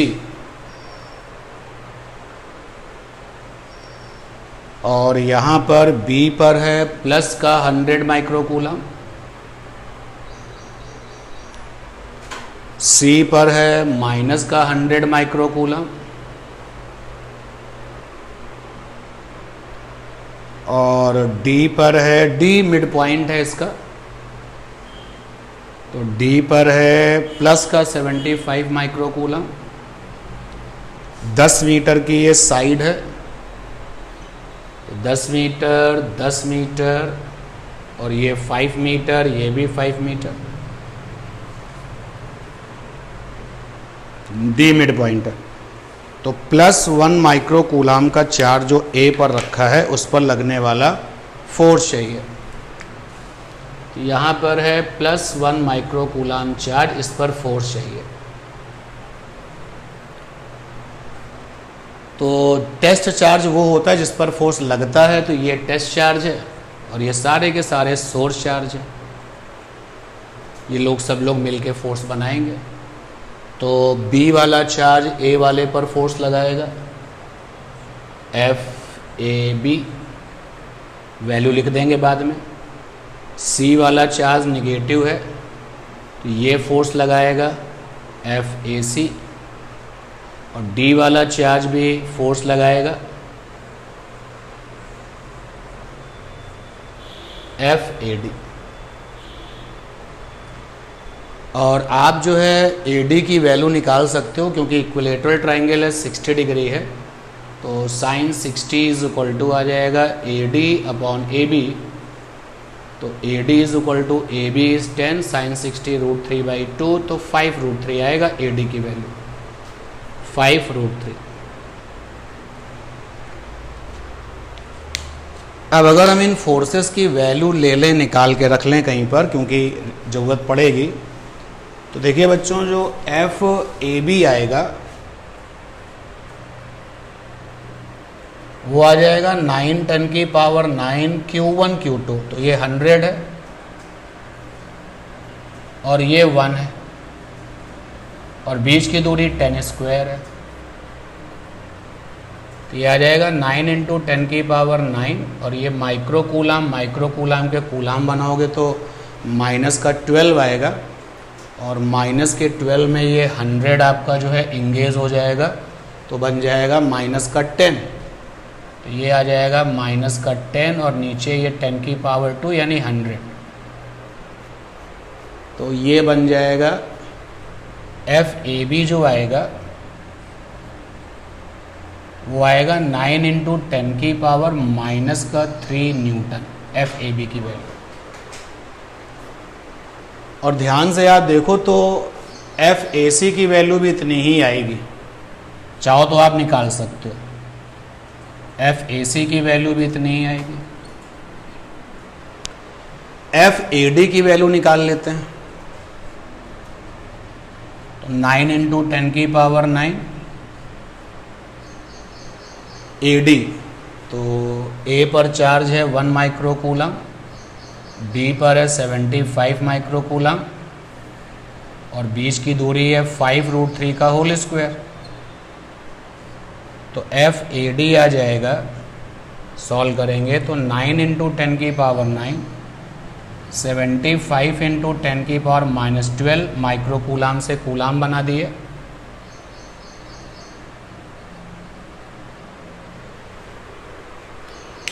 और फिर upon में जो आएगा that is 75,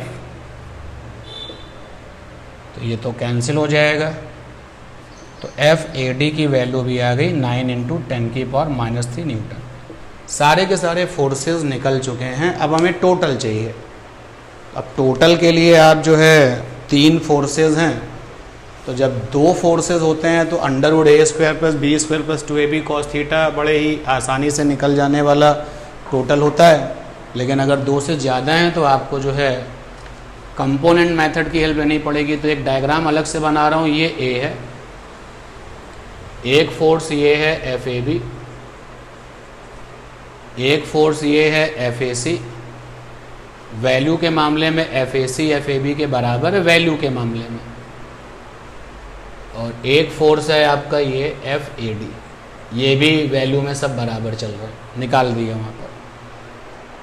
अब हम कंपोनेंट्स मेथड के लिए जहाँ पर ये सारे के सारे फोर्सेस लगे हैं वहीं पर बनाते हैं एक्स एक्सिस और वहीं पर बना लेते हैं वाई एक्सिस।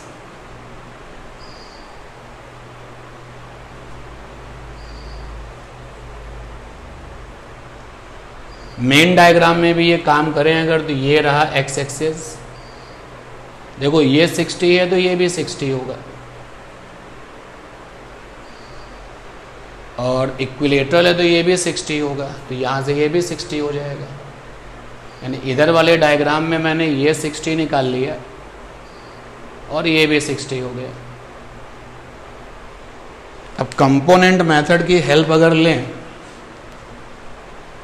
तो जो तरीका होता है कि आपको जो फोर्सेस दिखाई दे रहे हैं उनकी लिस्ट पहले बना लीजिए। तो एक फोर्स है एफ ए बी, फिर है एफ ए सी और फिर है एफ ए डी। सभी के एक्स और वाई कंपोनेंट लिख देते हैं।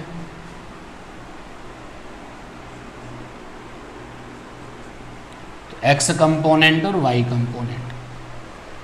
एफ ए बी का जो एक्स कंपोनेंट है वो होगा एफ ए बी कॉस 60, और जो वाई कंपोनेंट है वो होगा एफ ए बी साइन 60।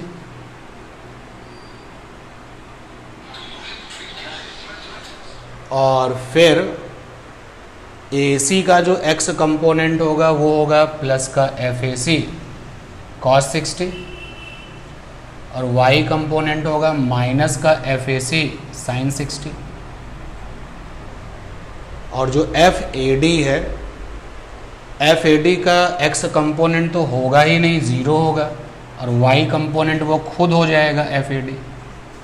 तो ये कंपोनेंट्स की लिस्ट आ गई। अब हम सभी x कंपोनेंट को ऐड कर लेंगे तो कैपिटल X आ जाएगा।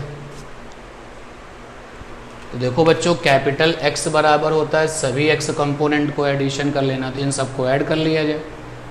तो F A B cos 60 plus F A C cos 60 plus 0, और ये रही एफ ए बी की वैल्यू, ये रख दीजिएगा यहाँ पर, और ये रही एफ ए सी की वैल्यू, ये रख दीजिएगा यहाँ पर।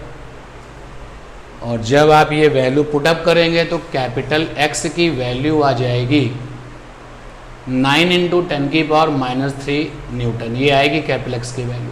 पुटअप करके देख लेना। और फिर कैपिटल Y जब आप निकालोगे तो आप यहाँ पर देखो कैपिटल Y बराबर होता है सम ऑफ Y कंपोनेंट्स। तो ये वाला कंपोनेंट और ये वाला कंपोनेंट वैल्यू में सेम है, लेकिन ये प्लस में और ये माइनस में है, ये तो ख़त्म हो जाएंगे, केवल ये बनेगा। तो y कंपोनेंट में केवल एफ ए डी आएगा जो कि है 9 × 10⁻³ न्यूटन।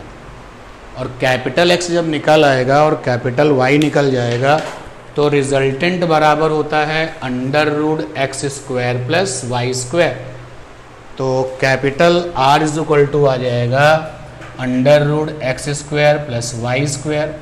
x की वैल्यू ये रही कैपिटल X की वैल्यू, और y की वैल्यू ये रही। जब पुटअप करोगे तो आएगा 9√2 10⁻³ न्यूटन। तो ये था 7th का जो चॉइस फर्स्ट में क्वेश्चन था वो। इसी 7th में जो और के साथ क्वेश्चन है उसको देखिए आप लोग स्क्रीन पर।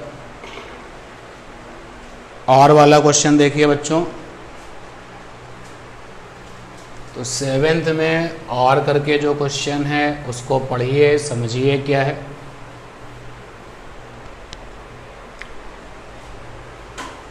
और करके जो क्वेश्चन दिया है 7th में,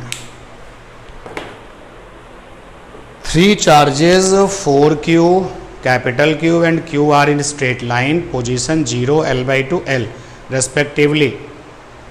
तो 3 चार्जेस हैं 4Q and capital Q and Q, position 0 L/2, ये L/2 है और ये L है। कह रहे हैं कि resultant electric field intensity on small Q will be zero. तो इस पर यहाँ पर जो रिजल्टेंट इलेक्ट्रिक फील्ड इंटेंसिटी है वो जीरो है। अगेन इलेक्ट्रिक फील्ड इंटेंसिटी किस पर काम करती है? टेस्ट चार्ज पर। और यहाँ पर रिजल्टेंट इलेक्ट्रिक फील्ड इंटेंसिटी कहा जा रहा है नहीं, ये टेस्ट चार्ज है। तो ये लोग क्या बन जाएंगे? सोर्स। मैं इनके नाम दे देता हूँ, ये ए है, ये बी है और ये मान लेते हैं डी है। तो ए वाला चार्ज इसको क्या करेगा? रिपल्सन देगा और electric field intensity E A बनाएगा। जो डायरेक्शन ऑफ फोर्स वही direction of electric field intensity होती है। और बी वाला भी इसको रिपल्सन देगा, electric field intensity E B बनाएगा। और ई ए की वैल्यू क्या होगी? तो 1/4πε0 4q/L² होगी। और ई बी की वैल्यू क्या होगी? 1/4πε0 और कैपिटल Q/L/2 का स्क्वायर होगी। तो नेट फील्ड क्या होगी? तो नेट फील्ड होगी ई ए प्लस ई बी। ये आएगा 1/4πε0 4q/L² plus 1/4πε0 4 capital Q/L²। But question कह रहा है कि नेट फील्ड कैसी है? जीरो है। क्वेश्चन कह रहा है कि नेट फील्ड कैसी है? जीरो है। तो यहाँ पर जीरो कर दीजिए। तो ये देखिए क्या आएगा, माइनस में 1/4πε0 4q/L²। और इधर आ जाएगा 1/4πε0 4q/L²। तो ये कैंसिल हो गए, ये कैपिटल क्यू है। तो यहाँ से आ जाएगा कैपिटल क्यू बराबर माइनस का क्यू। और क्वेश्चन में हमसे क्या पूछा था? क्वेश्चन में हमसे पूछा था कि capital Q is equal to, तो माइनस क्यू आंसर आ गया। इसके बाद आप 8th नंबर क्वेश्चन देखें।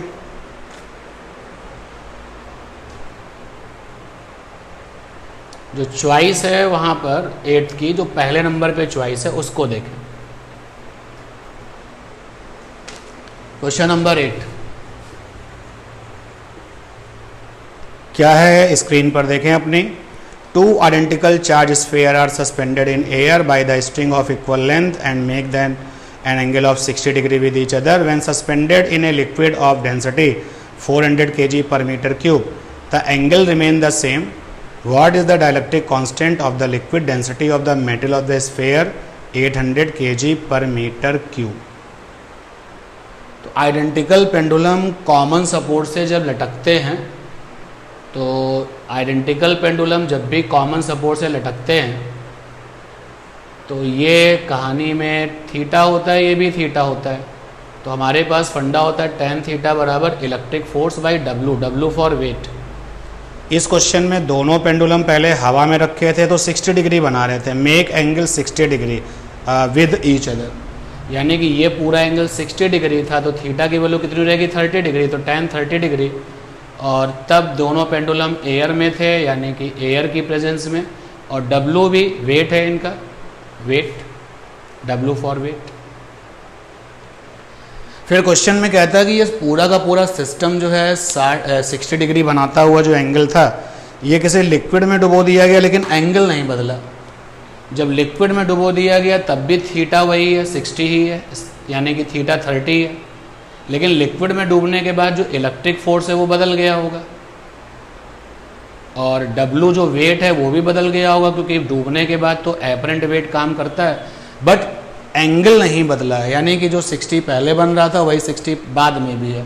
तो ये वाला फंडा हमने लगाया जब वो एयर में थे, और ये वाला फंडा लगाया जब वो डूब चुके थे। तो दोनों के जो आपके लेफ्ट हैंड हैं वो इक्वल हैं, तो राइट हैंड भी इक्वल कर दीजिए। तो यहाँ पर जब आप इनको इक्वल करेंगे तो आएगा Fe air upon W Fe liquid upon W apparent.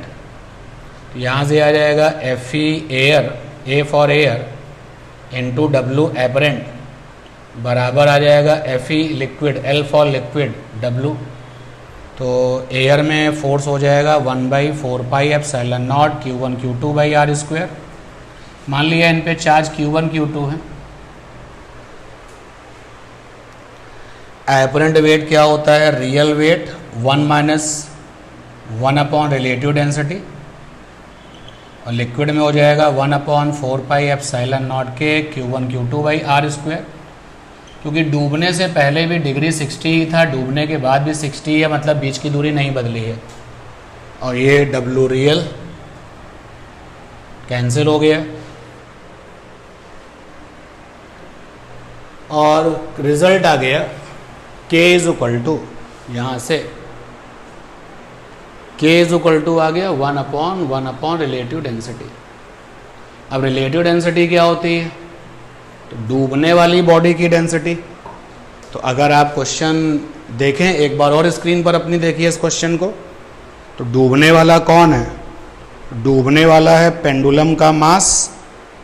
तो जो डूबने वाला है उसकी डेंसिटी है 800, तो डूबने वाले की डेंसिटी अपॉन में लिक्विड की डेंसिटी, स्क्रीन पर क्वेश्चन आप देख सकते हैं, तो 400 है लिक्विड की density.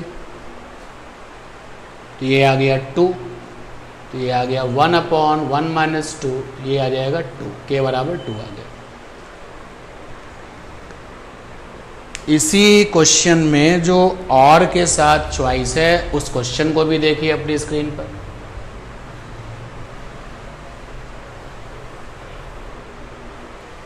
What happen over the dielectric constant when the temperature increases? बच्चों आपको थ्योरेटिकल पॉइंट बताया गया कि टेम्परेचर के बढ़ने से K घटता है, decrease, K for dielectric constant. दूसरा है कि give the quark details in neutron and proton, न्यूट्रॉनों के और प्रोटॉनों की क्वार्क डिटेल। तो आपको इस क्वेश्चन के आंसर के लिए अपने नोट्स देखने चाहिए। उसके बाद में कह रहे हैं कि ऑब्जेक्ट ए जो है वो रेस्ट में था, चार्ज 50 कूलम था, और जब ये ऑब्जेक्ट एक चलने लगा 20 मीटर पर सेकेंड थे, तो चार्ज क्या हो जाएगा? तो चार्ज 50 कूलम ही रहेगा, क्योंकि चार्ज जो होता है वो इनवेरिएंट होता है, इनवेरिएंट, वेलोसिटी पे डिपेंड नहीं करता, वैल्यू ऑफ वेलोसिटी पे, स्पीड पे डिपेंड नहीं करता। फिर आप देखिए इसी सेक्शन में लास्ट क्वेश्चन है 9th नंबर। सबसे पहले है डेरिवेशन वाला क्वेश्चन, स्क्रीन पर देखिए आप।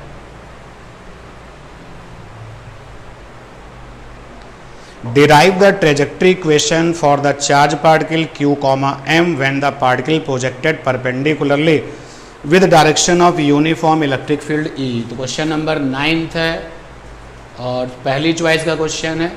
यूनिफॉर्म इलेक्ट्रिक फील्ड में चार्ज पार्टिकल की ट्रेजेक्ट्री डिस्कस करनी है, जबकि आपने परपेंडिकुलरली फेंका है।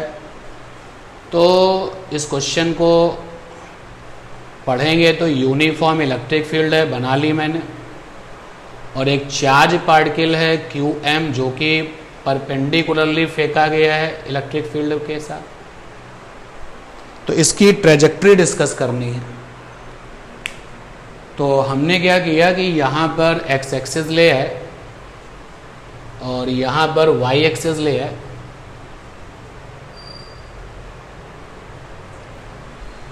और डिस्कशन शुरू किया सबसे पहले अलोंग द x एक्सिस, बाद में अलोंग द y एक्सिस। तो पहले अलोंग x एक्सिस और फिर अलोंग y एक्सिस। तो अलोंग x एक्सिस में जो इनिशियल वेलोसिटी है वो तो u है, लेकिन अलोंग y एक्सिस में इनिशियल वेलोसिटी कुछ नहीं है, 0 है। अलोंग x एक्सिस में फोर्स कितना है? 0 है, क्योंकि आप देख सकते हैं कि इस डायरेक्शन में कहीं कोई फोर्स तो है नहीं। ग्रेविटी जैसी चीज़ के बारे में कुछ कहा नहीं गया तो हम सोचेंगे नहीं, लेकिन y एक्सिस की डायरेक्शन में इलेक्ट्रिक फोर्स लगेगा चार्ज पार्टिकल पर QE। फोर्स नहीं है तो अलोंग द x एक्सिस की डायरेक्शन में जो एक्सेलरेशन है वो भी नहीं है, लेकिन y एक्सिस की डायरेक्शन में फोर्स है तो एक्सेलरेशन भी होगा QE/m। तो t समय बाद पार्टिकल कहाँ पर है? सपोज कर लेते हैं जहाँ पर है उसके पोजीशन है x, y।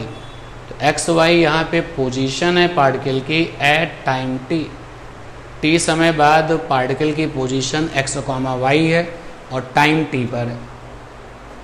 तो फार्मूला लगाया s बराबर ut plus half a t square. S माने displacement along the X axis, तो ये एक्स से रिप्रेजेंट होगा। Initial velocity U T, acceleration है नहीं तो जीरो हो जाएगा। एस बराबर U T plus half A T square, तो एस वाई एक्सिस के अलोंग जो डिस्प्लेसमेंट है वो वाई से रिप्रेजेंट होगा। यू ज़ीरो है, half A Q E by M, साथ में टी स्क्वायर, और यहाँ से टी की वैल्यू आएगी एक्स बाई यू, यहाँ पुटअप कर दीजिए, तो वाई बराबर आ जाएगा half Q E by M और साथ में X square by U square. ये जो इक्वेशन आया है ये इक्वेशन पैराबोला को सपोर्ट करता है, इसलिए पैराबोला ट्रेजेक्ट्री है। डिटेल एक्सप्लेनेशन के लिए आप अपने नोट्स को देखिएगा। इसी 9th क्वेश्चन में जो और करके क्वेश्चन है उसको देख लीजिए, स्क्रीन पर देखिए डायग्राम बना हुआ है। क्वेश्चन है कि इन the given figure the two different charge particles A and be projected with same speed u at 90 degree angle with direction of uniform electric field E, compare their specific charges and their radii of curvatures। तो आप देख सकते हैं कि इसी फार्मूले में y आया है वो proportional to q by M है। क्वेश्चन नंबर 9 और वाला पार्ट, y बराबर होता है half Q E by M X square by U square. y proportional है q बाई एम के, यानी कि जिसका y ज़्यादा उसका स्पेसिफिक चार्ज ज़्यादा। और बच्चों जब आप डायग्राम देखोगे तो a का y ज़्यादा है, तो a का y ज़्यादा है b से, इसलिए स्पेसिफिक चार्ज a का ज़्यादा होगा b से। एक तो पार्ट ये था। दोनों रास्तों की रेडियस ऑफ कर्वेचर भी डिस्कस करनी है। तो हम लोगों ने ये भी सीखा था कि y जो होता है वो proportional to 1 upon radius of curvature, capital R बच्चों रेडियस ऑफ कर्वेचर, यानी जिसका y कम उसका रेडियस ज़्यादा। तो अगर आप डायग्राम देखेंगे, एक बार और देख लीजिए स्क्रीन पर अपनी क्वेश्चन को ताकि डायग्राम नज़र आए, तो आप देख सकते हो कि y किसका कम है, b का कम है। तो यहाँ पर जो है y b का कम है, y b less than y a, y b का कम है a का ज़्यादा है, y कम तो रेडियस ज़्यादा, यानी b radius of curvature b की रेडियस ऑफ कर्वेचर a से ज़्यादा होगी। तो ये बच्चों आपका था पूरा पेपर डिस्कशन। इस पूरे डिस्कशन में आपको कहीं भी कोई डाउट हो तो आप हमको फिर से मैसेज करके कमेंट्स करके पूछ सकते हैं, और अभी से ही आप जो है अगले टेस्ट की तैयारी करिए। आपको अपनी स्क्रीन पर अगले टेस्ट की डेट दिखाई दे रही होगी कि अगला टेस्ट आपका कब होना है, और साथ ही साथ जो है ये भी दिखाई दे रहा होगा कि कौन कौन से टॉपिक हैं जो अगले टेस्ट में आएंगे। तो नेक्स्ट टेस्ट की तैयारी करिए और फिर हम मिलते हैं आपसे अगले डिस्कशन में। Okay, thanks to all.